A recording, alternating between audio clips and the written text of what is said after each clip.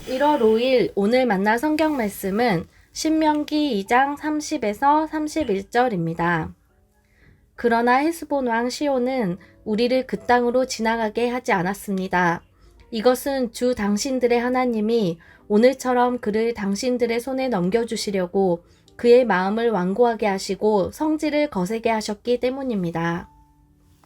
주님께서 나에게 말씀하시기를 보아라, 내가 시온과 그의 땅을 너에게 주었으니 너는 이제부터 그 땅을 점령하여 유산으로 삼아라 하셨습니다. 아멘. 오늘 만나로 만나주시는 하나님을 기대합니다. 이스라엘은 가나안 땅으로 들어가기 위해 모압과 암몬 땅을 지나 아모리 사람이 거주하는 땅을 통과해야만 했습니다. 에돔과 모압은 이스라엘 백성을 지나가게 허용했습니다. 헤스본 왕 시혼도 그렇게 해주기를 바랐습니다. 아무런 손해도 끼치지 않고 모든 대가를 다 지불할 테니 안전하게 지나가게만 해달라고 정중하게 요청했습니다. 그러나 시혼은 이 요청을 받아들이지 않았습니다. 그 이유는 완고한 마음 때문이었습니다. 헤스본 왕 시혼은 우리를 그 땅으로 지나가게 하지 않았습니다. 이것은 주 당신들의 하나님이 오늘처럼 그를 당신들의 손에 넘겨주시려고 그의 마음을 완고하게 하시고 성질을 거세게 하셨기 때문입니다. 본문을 보면 하나님이 마치 시혼의 마음을 완고하게 하신 것처럼 들릴 수 있습니다. 시혼은 이스라엘에 잘하려고 했지만 하나님께서 그 마음을 막으신 것으로 오해할 수도 있습니다. 그러나 하나님은 사람의 마음을 완고하게 만들지 않습니다. 이 말씀은 시혼 스스로가 너무나 완고해져서 하나님도 더 이상 개입하지 않으시겠다는 뜻입니다. 완고해진 시혼의 마음을 그냥 내버려 둔다는 뜻입니다. 완고한 마음은 굳어진 마음, 딱딱한 마음입니다. 하나님의 말씀이 내 안에 들려올 때 받아들이지 못하는 마음입니다. 이러한 완고한 마음을 가진 시혼은 하나님의 뜻을 듣지 못했고 결국 전쟁에서 비참한 패배를 겪게 되지요. 하나님의 말씀을 듣지 못한 완고한 마음이 한 나라를 망하게 한 것입니다. 마음은 하나님을 알아가는 자리입니다. 하나님의 세미한 뜻을 듣는 자리이며 인간과 하나님의 사귐의 자리입니다. 부드러운 마음밭은 주님의 말씀이 잘 들리지만 완고한 마음은 주님의 말씀을 듣지 못하고 들어도 받아들이지 못합니다. 스데반 집사가 설교할 때 유대인들은 귀를 막아 하나님의 말씀을 듣지 않았습니다. 그들의 마음이 완고했기 때문입니다.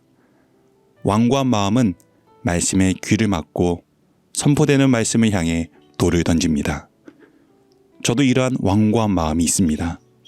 저의 성공 경험과 가치관으로 딱딱하게 굳어져 버려 하나님의 말씀을 듣기 싫어하는 영역입니다.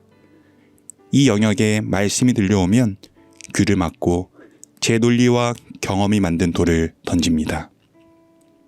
그래서 예수님께서는 가난한 마음을 가져야 한다고 말씀하셨습니다. 가난한 마음은 부도난 마음을 의미합니다. 이 마음은 주님이 없으면 안 되는, 주님이 꼭 필요한 마음입니다. 이러한 마음은 하나님을 완전히 받아들입니다. 말씀 한마디라도 그대로 받아 적용해버립니다. 사람들이 꺼리는 부스러기 같은 말씀도 모두 마음에 심어 열매를 맺어버리는 마음입니다. 그래서 마음이 가난한 자는 복이 있습니다. 대리미 기간 우리는 모두 주님을 기다렸습니다. 하지만 저는 잘못된 방식으로 기다렸습니다. 마음의 준비가 없는 기다림이었습니다. 여전히 어떤 영역에서는 완고한 마음으로 기다리다 보니 예수님이 오셔도 아무런 일이 일어나지 않았습니다. 누가복음서 3장은 주님을 어떻게 기다려야 하는지에 대해 말씀합니다. 너희는 주님의 길을 예비하고 그 길을 곧게 하여라. 모든 골짜기는 메우고 모든 산과 언덕은 평평하게 하고 굽은 것은 곧게 하고 험한 길은 평탄하게 해야 할 것이니 모든 사람이 하나님의 구원을 보게 될 것이다. 이 말씀을 마음이란 주제로 묵상해서 다시 읽어보면 우리의 기다림은 마음의 길을 곧게 하는 적극적인 기다림이어야 합니다. 마치 골짜기 같은 마음은 메우고 산과 언덕 같은 마음은 평평하게 하고 굽은 마음은 곧게 하고 험한 마음은 평탄하게 하며 기다리는 적극적인 기다림입니다.